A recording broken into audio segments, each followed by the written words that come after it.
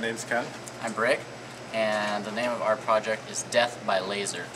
The goal of this project was to create a laser system that etched a character on our first thing was going to be cardboard, but we have black plastic, which is quickly burned by our laser. We have a setup here that moves two servos in two directions, so we have two dimensions. And so we have a grid system in our code that follows either a predetermined direction on the grid, or we also have a dynamic system that moves based on our buttons. So, you want to explain circuitry?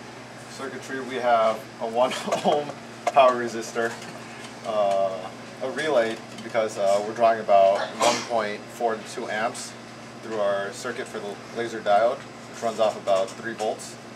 And we have a transistor to step up or control our relay, which actually controls our laser.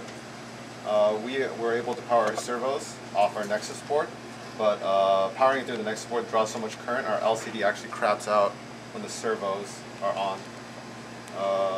This system here was actually pretty hard to get working because this was actually more of an ME project than a CPE project, in that to design these rails we had to have the appropriate height and rail system. So I gutted most of this actually out from a DVD burner and reused a lot of the parts and rails. And actually our right space is only about 3 centimeters by 4 centimeters, and we currently have hex and a smiley written in our code that we can burn. So So you have the numbers in binary 0 through 15 in hex, and then if you do 16 in binary, then it's supposed to do a smiley face. Unfortunately, it doesn't look much more than a blob, so we're going to do a different character to start. Do 4. We're going to start with 4. This will initialize it. If you actually watch it not too closely, you'll see smoke coming out. Yeah. We have about 2 seconds per pixel, a 2-second write period for the laser to burn into it, and that usually gives us a pretty decent pattern. The fumes are non-toxic.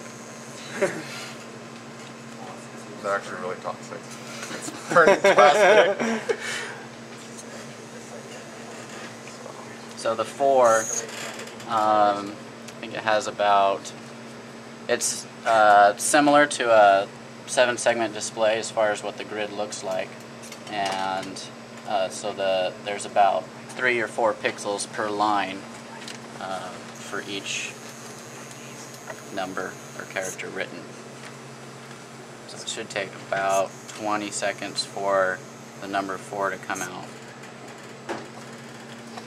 What we're actually using is about an 808 nanometer laser diode bought from eBay. Done. And there you have it, number 4.